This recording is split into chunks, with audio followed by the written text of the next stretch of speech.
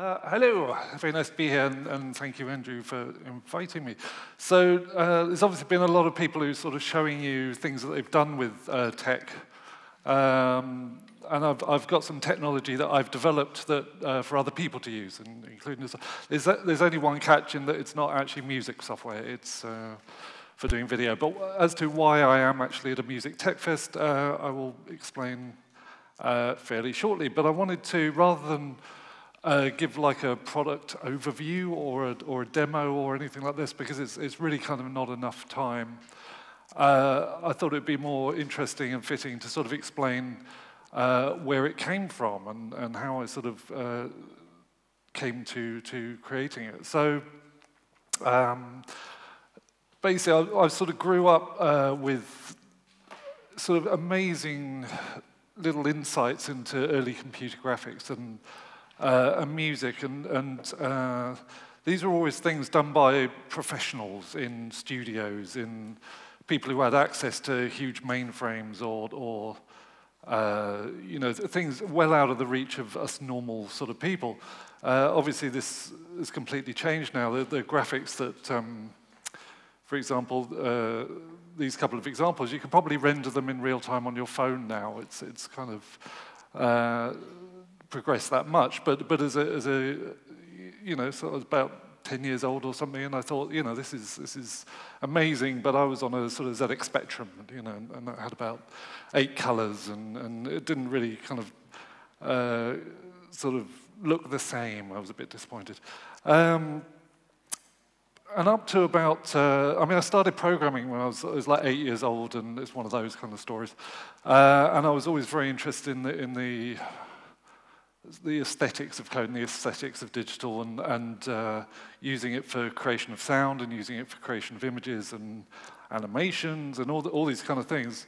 But it's just taken a while for the technology to sort of catch up to sort of where I wanted it to be. So in the sort of early 2000s, I sort of came across the VJ scene, which is mixing of like live visuals. It's sort of come out of, you know, there were people doing it before with video decks and Super 8 films. I mean, it goes, you know, back to liquid lights and way beyond that. But I ran into this software called Visual Jockey, which I used a lot, and this group called EBN, Emergency Broadcast Network, who were taking like news feeds, cutting them up, and then sort of doing performances with music and video that had just been on the news previously. So I thought this was a good outlet for you know, my interest. So I got into VJing, and I picked the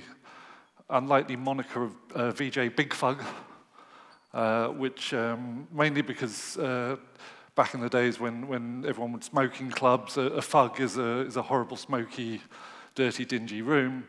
And that's where I usually found myself VJing, so stuck up in the rafters somewhere, sort of just with an ashtray this big and a bank of computers. So, and this was the kind of stuff that I was doing, so sort of real-time generative mixing and performing with live bands and performing with DJs and also poets on occasion, which is actually very difficult. And I started to write software for this kind of real-time expression. There's a plug-in system called Freeframe, which is designed for real-time video effects. It only works, it doesn't work with like After Effects or anything, it only works with VJ software. It's still in use, and I still write effects for it, and people are still using it, and it's a really nice sort of community of stuff. And I developed more kind of tools. There's Audio Box, which actually does tempo detection in live music. I wanted to do, because when you start mixing visuals and things, you've only got 2 hands, you know, and you've got all your faders and your stuff, but it slowly starts getting out of hand, and you need kind of more input, more controls. So I started to create additional controllers. So I had a tempo detection, which could feed in MIDI information about the beats, because I like to cut things to beats, and I had MIDI looper, which was capable of I'm really good at naming things, you can probably tell. At sort of sampling little bits of MIDI information and then looping them again to beat patterns. And I was sort of, enjoying this, and there's met a whole community of sort of people doing this and interpreting music in different ways and sort of trying to sort of visualize it. And you get into this very sort of interesting performative state where you become like a channel for the music. You're listening to the music, you're creating visuals to go along with it that are being projected out onto a screen, and it affects the whole environment. So it becomes a sort of feedback loop with you as a sort of wired-in component. But it wasn't that nice working in club environments and things.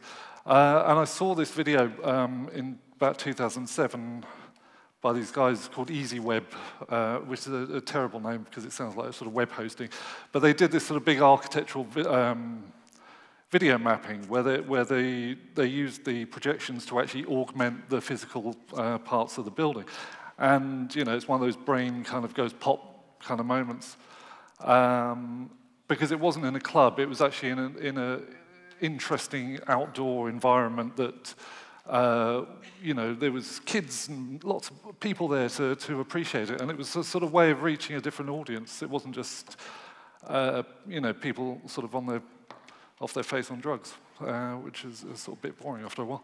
So digital video mapping, basically, instead of using a single projector to project a single image onto a screen, you can use one or more projectors to project multiple images onto multiple surfaces, so it becomes a 3D kind of thing. And this is only possible now because the computers can generate the visuals in real time.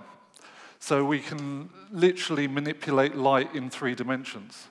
And this, as mainly sighted creatures, we get so much of our information from light. So if we can control light, we can control perception and things like that. So it's kind of partly why I find it such a sort of interesting medium to sort of work with. So I had to, there was no real software around at the time to do it, so I had to sit down and sort of write my own, which I thought would be a fairly simple thing, and I spent 3 years on it to create this program called Patchbox, which was probably one of the worst looking bits of software in existence, to the point where I couldn't even release it, and deadly powerful. I mean, it did all these installations and things, but it's just the most unusable. I would have had to spend another 3 years writing the manual for it. So I started doing these sort of very basic kind of mapping video and frescoes and things onto architectural features, and then sort of moved on to, we did sort of, I set up a company with a sound artist, Martin Smith, and we went and did loads of crazy projects, like we did video street art, where we did live projection mapping onto Banksy graffiti that we then augmented with video.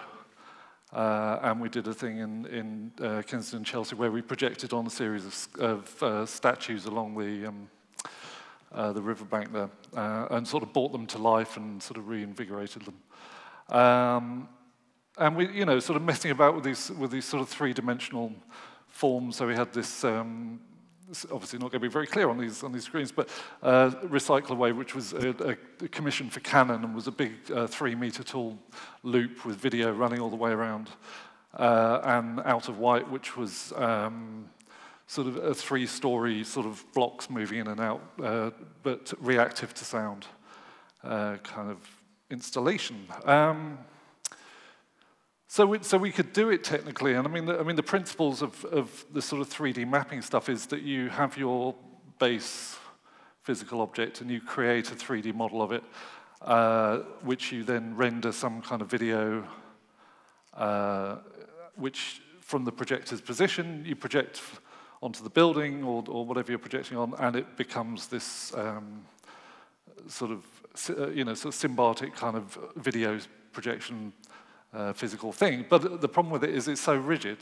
if you move the projector a bit, if there's anything in the physical thing that moves, the whole thing goes out, and there's no way to easily change this on the fly, or you know, it's a really difficult process. So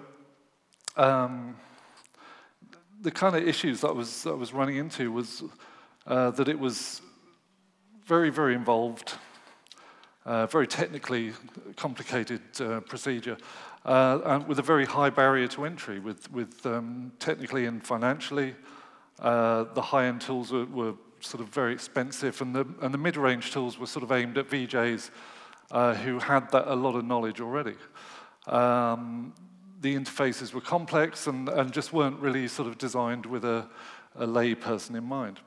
And I felt that this limits the people who could utilize video mapping, which, as I say, I think is a really sort of fantastic medium. So I'd been doing these kind of other performances where I'd done a more free-form approach, and I actually made like a video paint package, so I could actually draw on things, and I did live gigs with performers, and I'd draw on the performers as they were performing, which visually looked wonderful, but it sort of blinded them, and it didn't, you know, had a few problems there. And that was projected on a van, at a festival, but it was a white van, but I made it all sort of kind of glowing, and it was 3 Christopher Walkens all sitting in the front, chewing for some reason. So as I do, I wrote another bit of software to sort of bring all these ideas together, and this software is called Painting with Light. I wanted to have a name which sort of really described what it does, and it's I released it a couple of years ago, and basically it's like a paint package.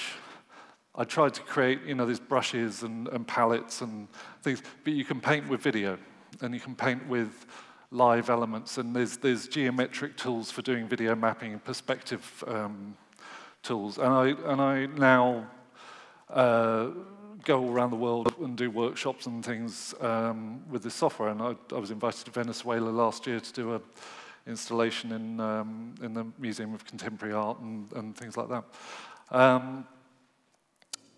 So it's primarily designed for artists, because there's lots of sort of software designed at high-end lighting design and you know, sort of more professional markets. But I wanted to do something that would really get the medium into the hands of artists. You know, you didn't need any previous experience.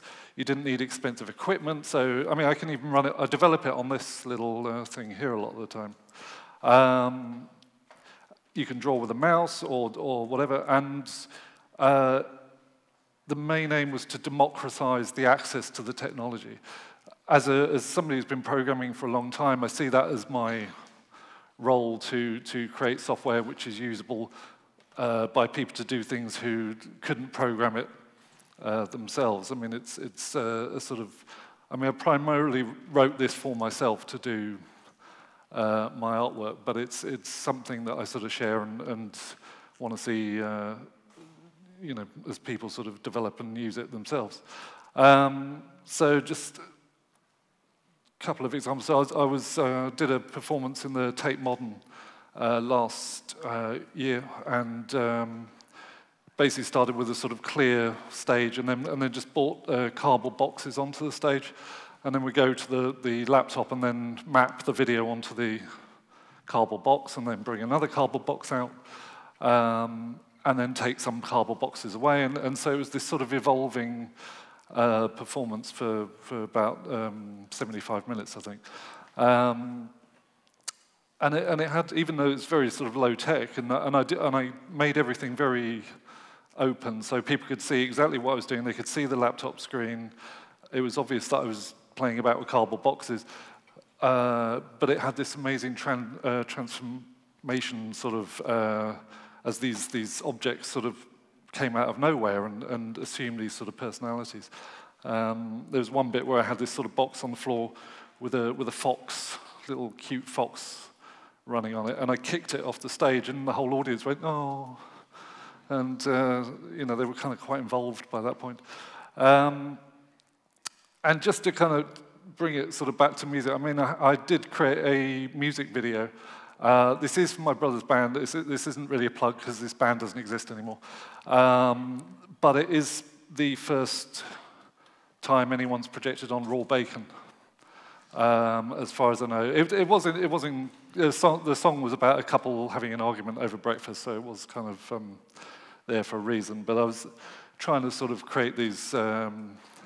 You know, instead of these huge monumental sort of building projections that I'm sure some of you have seen, I'm kind of interested in creating these sort of quite small and intimate things, and sort of exploring it from that direction. So that's kind of the story of it. So it's out, it's available. You can go and download it from. I don't know if you can read that, but it's pwl.bigfug.com. And there's a demo version, and obviously there's no time for questions, but I'm around, so I'll be very happy to answer questions, and thank you very much.